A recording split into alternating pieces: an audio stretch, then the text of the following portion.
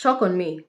The very first person who showed me the first set of discrimination was a fellow black melanated brother with an African accent.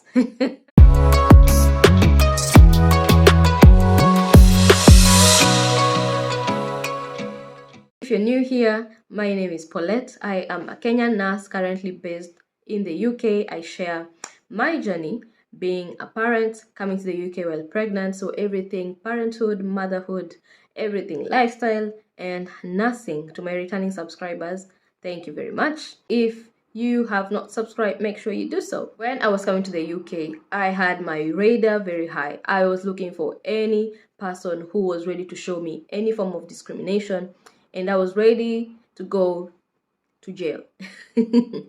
So I was very alert. I was just waiting for that moment where anyone will just come for me, and I was ready to go down. Shock on me. The very first person who showed me the first set of discrimination was a fellow black melanated nigger brother. So let me explain you what happened. We had arrived, it was during the COVID period, and we had finally finished our 14 days. We had come to the UK as 3 Kenyans.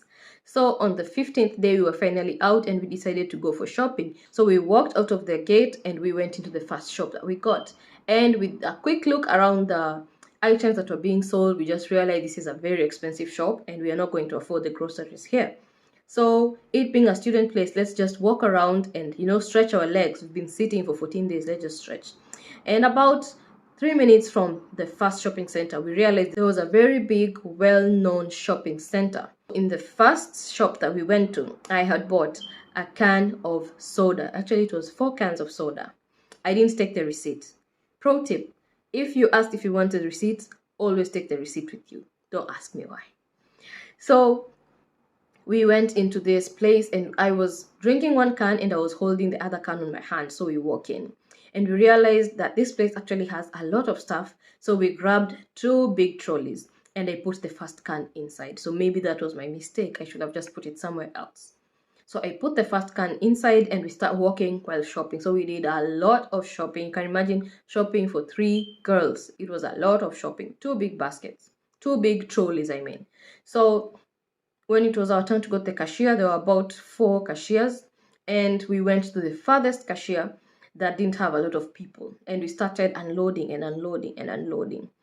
So the very first cashier was this black brother of mine. I don't know where he comes from. I've never seen him again, so I don't know. So while we were finishing, we saw him leaving the queue that was on his side. He walked to the cashier who was serving us, and he whispered something in his ear. And this person who was serving us just looked at him, looked at us, and straight asked us, "Have you stolen a can of soda?" We looked at each other like, "What? Have you stolen a can of soda?" So I lifted it up and I told him, "No, I came with this from a certain supermarket that we were in." He asked, "Do you have the receipt to it?" I told him, "No, and go to the CCTV and you'll see." But unfortunately, I didn't take a receipt. So this black guy was sitting there and he was looking at us like, "You're thieves." And this the cashier who was serving us was like, "Fine, you just go on. Are you sure you've not taken it from here?" And we told him, "Yeah, we're sure. We can actually put the shopping aside and you can go to the CCTV and you can check." So he just brushed it down and he just brushed the other guy. He was like, "Ah, fine, let them go." So when we were finishing, we could see this brother of ours who had come to report us to this, I would call him a white male cashier, looking at us while we were leaving, and it's like he was just waiting for that bell to ring that is usually put on the doors if you've stolen something and you've not scanned it. So we looked back and this guy was actually following us, and he was not doing his work. He was just following to see if we had really stolen. He was waiting for that can of soda to start making noise. I don't know if it's some manager who told him to come over to our side. It was a small case anyway. Second thing, I think a month later we went for shopping. And I had taken my things from the basket and I was putting it into some bags. Once I had placed them into the bags, I was away from the cashier. This is now another story, another day. So I had put them, and because I'm pregnant, I can't lift them off the ground. So I crouched in order to pull them up. While I was pulling them up, there's this another black brother came from behind and kicked one of the bags. I don't know if I kicked him or he kicked it.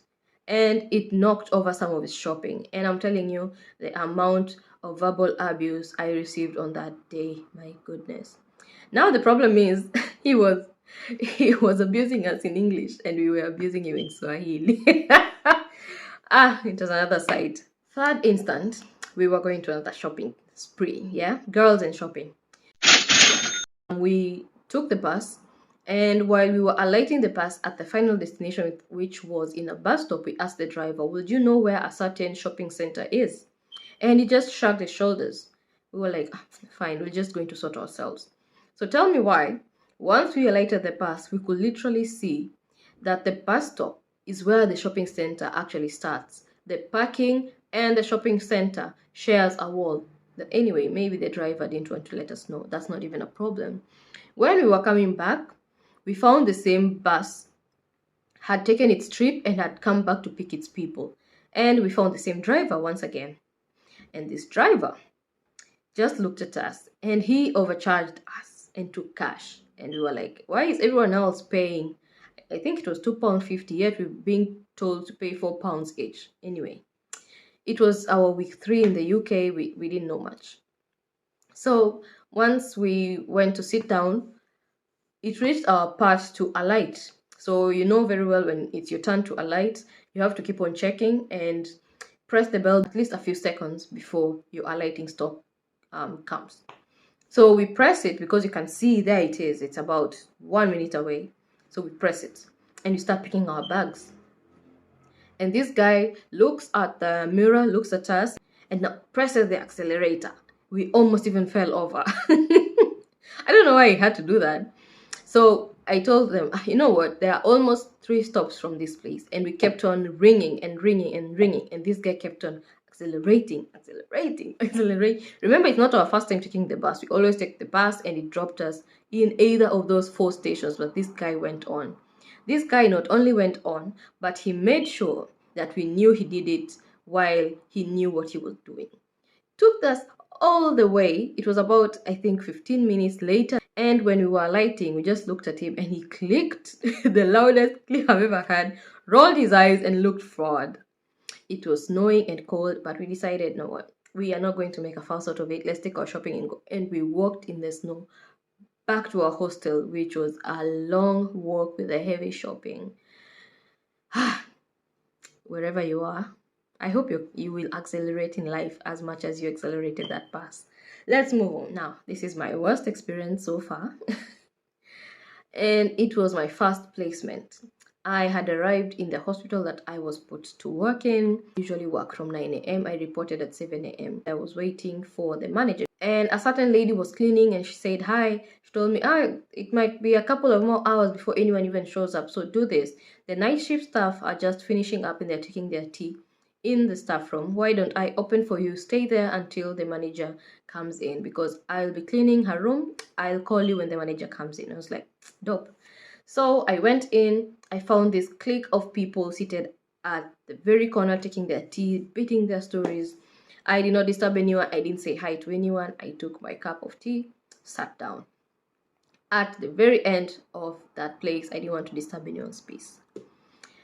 So one of the ladies in the group asked me, are you part of us? I told her I'm supposed to start today, but I don't have anyone to guide me what's going to go on. And this person started going on and on about how much they do not like international nurses, how much they do not want to have any international nurse around them, how much they dislike having us around them. And the other people, they were laughing their hearts out because they were saying these people don't have enough capacity to come and help us, but the hospital is just employing people that do not have experience. They do not want to have anyone that does not understand English. That went on and on and on. I was listening in disbelief because they were loud and laughing. That broke my heart like no one's business. I was crushed.